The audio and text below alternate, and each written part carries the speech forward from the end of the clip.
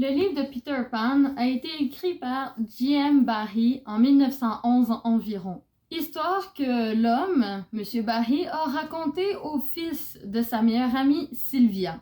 L'inspiration du personnage et de l'histoire de Peter Pan est assez obscure. On dit que, soi-disant, M. Barrie aurait pris son inspiration de son frère aîné et de sa mère.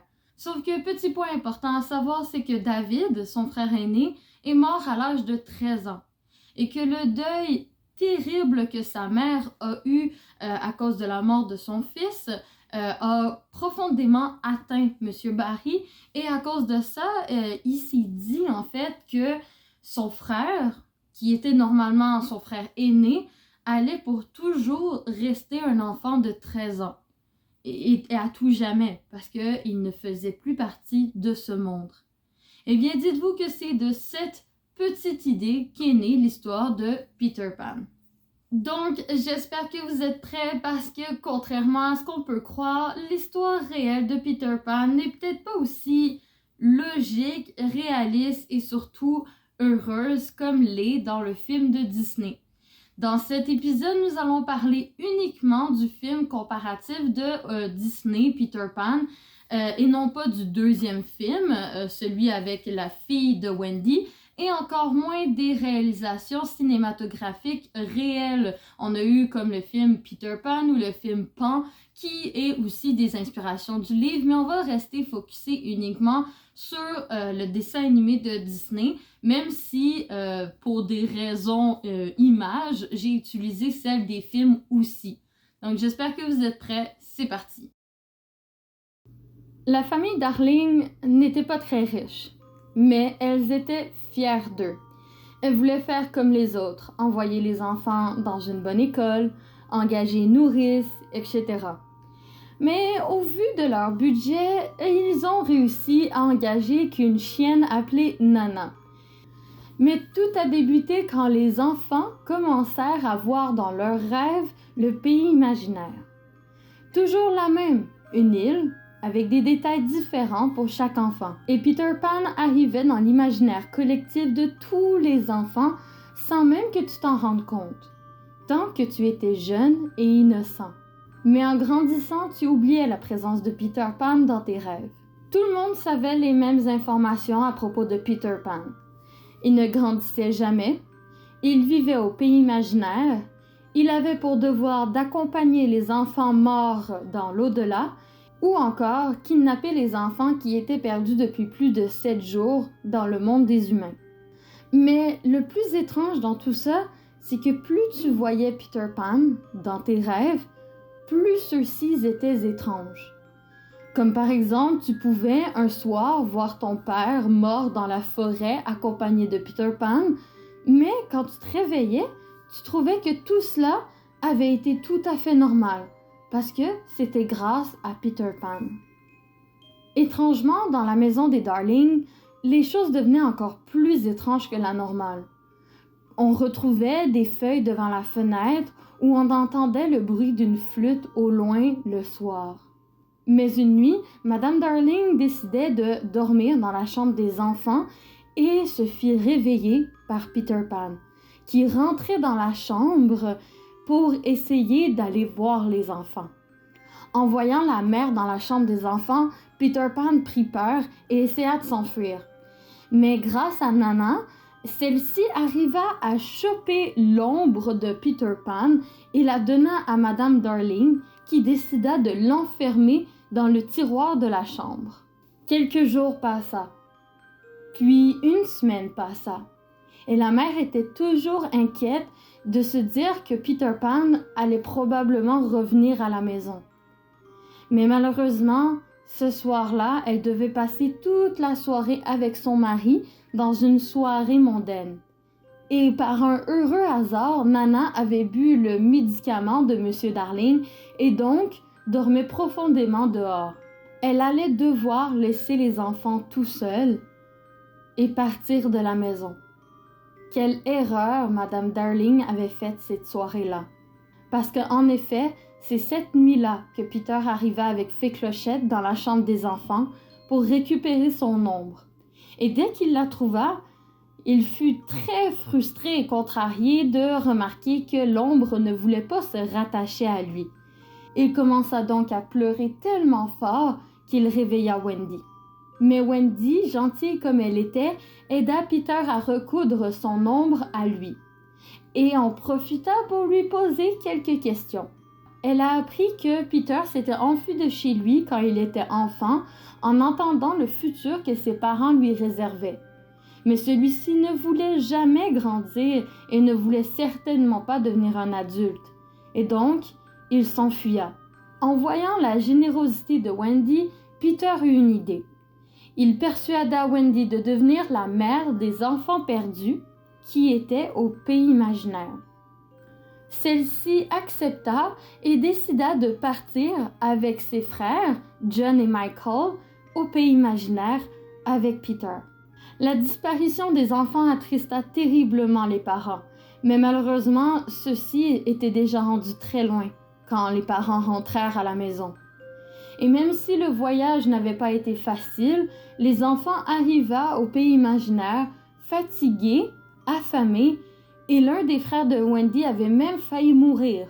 Mais tout le monde était sain et sauf. Peter avait même laissé Wendy et ses frères trouver la maison par eux-mêmes, affirmant que celui-ci avait meilleure chose à faire ailleurs. Et ceci fut une grave erreur aussi, puisque jalouse, Fée Clochette fit croire à l'un des enfants perdus que Wendy était un oiseau et que Peter avait demandé l'ordre de l'abattre, et donc l'enfant perdu tira une flèche en plein cœur de Wendy. Peter, en rentrant à la maison, découvra la chose et fut en colère après Clochette et la punissa. Heureusement, le dé à coudre donné par Peter au tout début de leur rencontre avait sauvé Wendy, prenant le choc de la flèche à sa place. Après avoir présenté tout le monde, ils décidèrent de construire une petite maison pour Wendy, proche de l'abri, et Wendy fut vite débordée par toutes les tâches qu'on lui demandait. Plus le temps passait et plus elle remarquait qu'elle et ses frères commençaient à oublier leur famille et leur vie d'avant. Mais un événement vint changer tout ça. Un jour, en allant voir les sirènes au lagoon, le bateau de Capitaine Crochet, le pire ennemi de Peter Pan, arriva pour les attaquer, en ayant comme prisonnière Tiger Lily à bord. Crochet était jaloux. Lui aussi voulait offrir Wendy comme mère pour son équipage. Il décida donc d'affronter Peter Pan sur le rocher du lagoon, après que celui-ci a été malicieusement capable de manipuler par une fausse imitation de la voix de Crochet. Le combat n'était pas équitable et le résultat fit que Peter et Wendy furent emportés et disparus après le combat. Tous étaient partis. Les heures sont passées et tout d'un coup, sur le peu de place qui restait sur le rocher qui était en train de couler, on pouvait retrouver Peter et Wendy, encore vivants. Ils pensaient mourir noyés ou affamés sur le bord de ce rocher. Ils n'étaient ni capables de voler, ni capables de nager. Mais miraculeusement, le cerf-volant de Michael arriva au pied du rocher et Peter décida d'accrocher Wendy sur le cerf-volant pour la faire voler et planer jusqu'à la maison, tandis que lui réussissa à arrêter un oiseau pour lui demander de l'aide. L'oiseau accepta de lui donner son nid pour qu'il puisse flotter jusqu'à la rive et tout le monde fut sain et sauf. Mais Wendy sortit de cet événement complètement choquée et elle prit une décision. Elle voulait rentrer chez elle. Tout le monde décida de venir avec Wendy. Les enfants perdus, Michael, John, tout le monde sauf Peter. Celui-ci ne voulait toujours pas grandir et donc ne voulait pas quitter le pays imaginaire. Mais double malheur, en sortant de la maison, tout le monde fut kidnappé, un par Crochet qui attendait devant la porte. Pendant ce temps-là, Peter y était endormi en bas et il n'entendit rien du tout.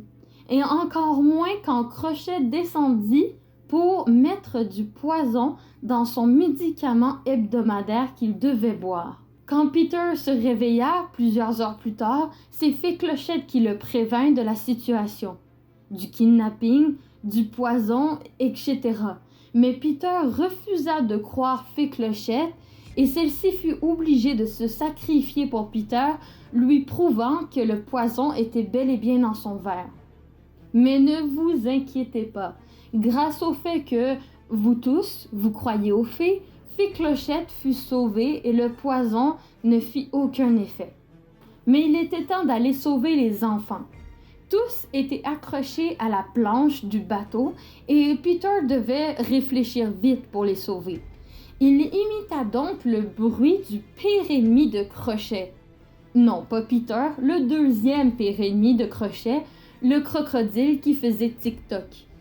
Crochet fut tellement apeuré que ça le déconcentra et Peter réussissa à le pousser dans la bouche du vrai crocodile, qui était aussi alentour du bateau. Donc, après avoir cruellement tué l'équipage du navire et jeté Crochet dans la bouche du crocodile tout cru, eh bien, les enfants et Peter prirent le bateau pirate pour rentrer à la maison. La famille Darling décidèrent d'adopter les 500 enfants perdus du pays imaginaire, mais Peter choisissa quand même de retourner au pays imaginaire. Mais avant ça, il choisit de faire un marché avec eux. Il voulait rester au pays imaginaire, mais ne voulait pas perdre Wendy. Donc, une fois par année, pendant une semaine, elle viendrait au pays imaginaire pour le voir. La première année passa, et il vint. Mais par la suite, Peter oublia le temps et ne vient jamais chercher Wendy. Il revint uniquement des années plus tard avec sa fille Jane, pour ensuite faire pareil avec la fille Margaret, et comme ça pour chaque fille de la famille à tout jamais. Mais on dit que même en grandissant, Wendy fut la seule à se souvenir à tout jamais de Peter, même en étant adulte, et ce, pour toujours, parce qu'il était son premier amour. C'est ce qui conclut l'histoire de Peter Pan. Vous avez bien pu remarquer que l'histoire est beaucoup plus obscure, beaucoup plus irréaliste et beaucoup moins logique, dans le sens où il y a des événements que c'est sûr qu'on n'a pas vu dans l'histoire du film de Disney. Déjà de le personnage en tant que tel de Peter Pan est dans la version classique de J.M. Barrie beaucoup plus méchant, cruel, sans pitié et même meurtrier en série, parce qu'il est même dit, grâce à quelques petites phrases indices dans le film, que si t'es un enfant perdu et que malheureusement tu deviens un peu trop vieux, eh bien mystérieusement tu disparais. Bon, beaucoup de personnes croient que c'est parce que Peter Pan les tue, parce que plusieurs fois dans le livre, celui-ci fait des allusions à quel point il s'en contrefiche que tu meurs ou que tu vives. Ça arrive très souvent dans le livre, en fait, que si par exemple Peter Pan a envie de jouer maintenant et tout de suite pendant les 6 prochaines heures, que tu n'aies pas mangé, dormi, bu, peu importe, ce n'est pas grave, tu dois faire ce que Peter Pan te dit. Et ça arrivait très souvent que certains enfants perdus disent à Wendy et à ses frères que ça arrivait fréquemment que celui-ci les empêche de manger, de dormir ou de faire quoi que ce soit d'autre que ce que lui voulait faire. Donc, en effet, le personnage de Peter Pan n'est pas le personnage qu'on connaît dans le film de Disney. Celui de l'adaptation de dessin animé a été beaucoup plus enfantiné, comment je pourrais dire. C'est un personnage qui est beaucoup plus le petit garnement, le petit garçon dans la cour d'école qui fait des mauvais coups, qui est un peu jaloux quand c'est pas lui le centre de l'attention. C'est vraiment la version gamin de Peter Pan. Alors que dans le livre, Peter Pan, oui, c'est un enfant, oui, il aime jouer, il veut pas de responsabilité, il perd très souvent la mémoire, il est la caractéristique typique d'un enfant, mais il est aussi très cruel et il s'en contrefiche. Comme par exemple, un autre exemple de sa cruauté est au moment où Wendy et ses frères se font transporter jusqu'au pays imaginaire. Eh bien, à un moment donné, le voyage était très très long. C'était pas un petit voyage comme on peut voir dans les films ou dans le dessin animé. C'était extrêmement long et Peter Pan, en fait, eh ben, il n'y avait rien pour les nourrir, il n'y avait rien pour les laisser dormir ou quoi que ce soit, ce qui fait que les seuls moyens qu'ils ont eu pour se nourrir, c'est prendre la nourriture que Peter Pan avait trouvée dans la bouche de certains oiseaux qui volaient à ce moment-là et qui les jetaient comme de vilains garnements sur le visage de Wendy et de ses frères. Et même encore là, à un moment donné, l'un de ses frères était tellement fatigué qu'à un moment, il n'arrivait plus à voler parce que normalement, pour voler, il faut que tu penses à un souvenir heureux qui te libère, etc. Eh bien, il était tellement fatigué qu'il n'arrivait plus à se souvenir, en fait, de ce moment. Eh bien, il a failli tomber tout droit vers la mort parce qu'il volait plus. Et Peter Pan, à la place de l'aider, à part quand Wendy réussissait à le supplier, eh bien, celui-ci, il se foutait de la gueule du petit enfant. Donc, vraiment, c'est pas le même style de personnage à 100%. Le personnage qu'on pourrait dire qui est quand même assez très ressemblant, c'est Fée Clochette. Elle est toujours aussi malicieuse et elle est toujours aussi jalouse et toujours aussi amoureuse de Peter Pan et toujours autant enclin à vouloir se débarrasser de Wendy. C'est sûr que dans le film, la version de la flèche en plein cœur a été un peu plus un peu plus calmée, dans le sens où, genre, c'est pas une flèche en plein cœur qu'elle a reçue, mais il reste quand même que, Fée Clochette voulait qu'elle meure, entre parenthèses. Et c'est quand même une femme... Les descriptions physiques, par contre, sont très ressemblantes. Et même, il est écrit dans le livre, parce que moi, je l'ai lu en anglais, mais il est écrit à un moment donné que, justement, Fée Clochette se trouvait extrêmement belle, mais qu'elle faisait un petit peu de l'embonpoint et que justement c'était une belle fille avec des cheveux blonds, avec une jupe un peu en feuille qui arrivait vraiment pile poil aux cuisses, etc. Même chose pour Peter Pan, c'était un petit garçon avec des vêtements un peu de feuilles qui étaient plaqués sur lui, etc. Donc vraiment, les descriptions des personnages sont extrêmement ressemblants. Même celle de Captain Crochet qui a une main manquante à cause de Peter Pan, le crocodile, tous ces personnages-là sont très ressemblants, même Tiger Lily ou Monsieur Mouche en français? Bon, Monsieur Mouche. Par la suite, les événements aussi sont quand même plus ou moins ressemblants, mais un peu plus infantilisés, comme justement au tout début, la flèche en plein cœur, ou au moment où dans le film, Captain Crochet a kidnappé Tiger Lily et en fait l'amène près du lagoon des sirènes. Eh bien, dans le livre, c'est environ la même chose, sauf qu'à la fin, malheureusement, Peter et Wendy, ils ont failli mourir et comme je vous l'ai raconté, Wendy s'est envolée sur un cerf-volant et Peter sur un nid d'oiseau. Mais à la base, il a utilisé la même technique, il a fait semblant de parler à la place de Captain Crochet pour sauver Tiger Lily. Etc. Il s'est fait avoir parce que Captain Crochet l'a vu.